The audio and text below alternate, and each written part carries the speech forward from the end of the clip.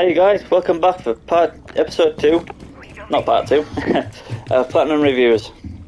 This is Red82, and today's episode we're going to be doing about Rainbow Six Extraction, which is a spin-off from Rainbow Six Siege, kind of the game mode that was on that game, and they got into a real game, like they've made it into a full game.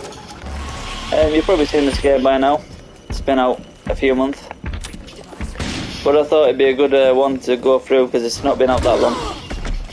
And I did get the platinum for it not long ago. So yeah. We're going to go through the trophies that I thought were quite difficult to get. We're going to go through a bit of the game. And as I say, I've just talked a little bit about the game. And we're going to talk about how long it'll take and the difficulty it is to get this platinum trophy. Okay, so as I've said, this is basically like Rainbow Six Siege. So if you like that game, you probably like this game. But, as I say, it's all PvE. So if you don't like PvE, you might not like this game actually.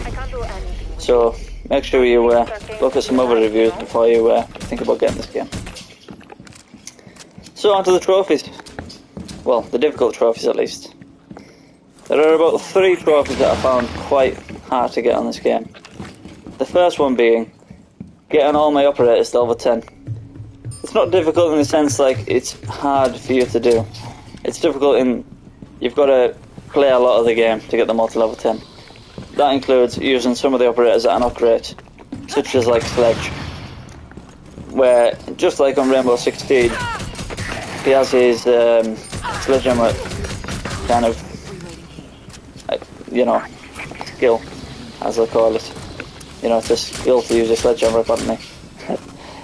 Which is not very useful on this game at all. So, yeah, using some of those operators takes quite a long time.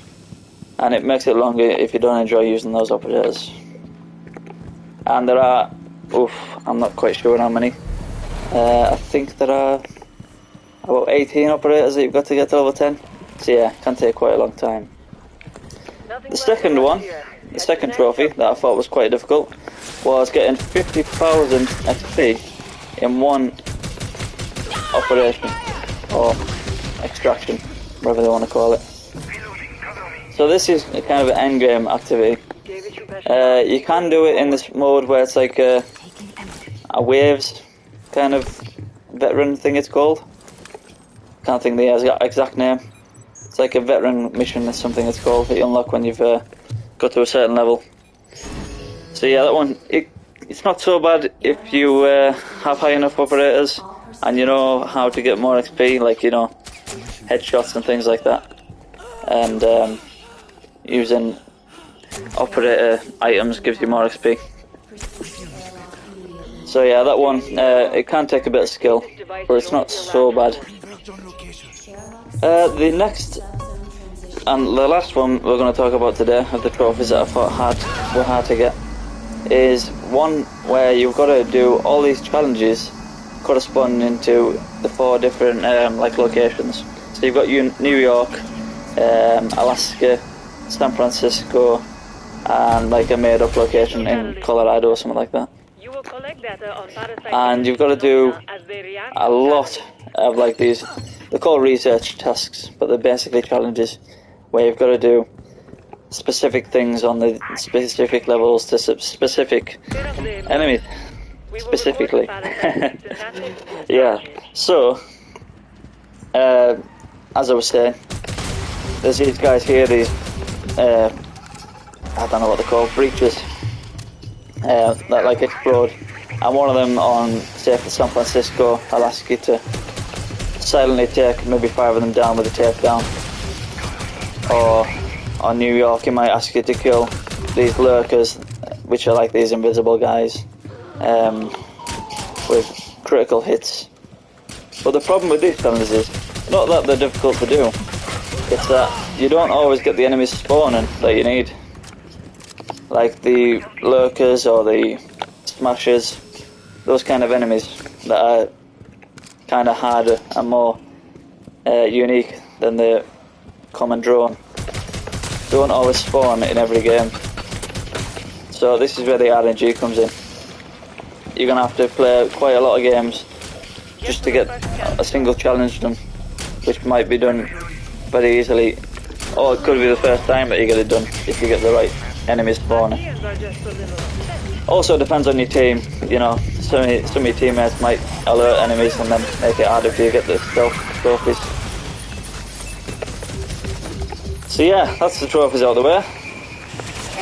On the difficulty scale, I would probably give this game around 7 out of 10. If you're quite good at first-person shooters and you're used to the combat in Rainbow Six Siege and games like that. But if you're not, you might take a bit of getting used to the how this game works and stuff like that. So I'd say maybe 8 out of 10 for if you're not as experienced with first-person shooters of this kind, tactical ones, not tactically. Anyway, yeah, I'd also say this will take you to get the platinum around 30 odd hours, maybe 30 to 35. I'd say that'd probably be for everyone. You know, not depending on skill or anything. Just in terms of how long it'll take you. You know, with the RNG and everything. So yeah, hope you like this video, and we're gonna do the next one on Crash Bandicoot: The N. Sane Trilogy, which is an older game, but I recently got the platinum for the first game just last week, so I want to talk about that one. We didn't do Miles Morales this time because I've misplaced my copy of Miles Morales, the Spider-Man game, but we'll do that one once I find that again, probably after the Crash Bandicoot platinum. Also, the Crash Bandicoot one will be the whole trilogy all in one video. So Crash Bandicoot 1, 2 and 3 all in one video, talking about each platinum. So that might be a slightly longer video than this one. So yeah, I'm going to let this gameplay play out, and I'll see you guys in the next one. This is Dread82. Hope to see some comments in this about this video, about your experiences getting the platinum if you've got it. I know I've helped. I'll see you guys later. You'll find your footing again. You're here with React for a reason.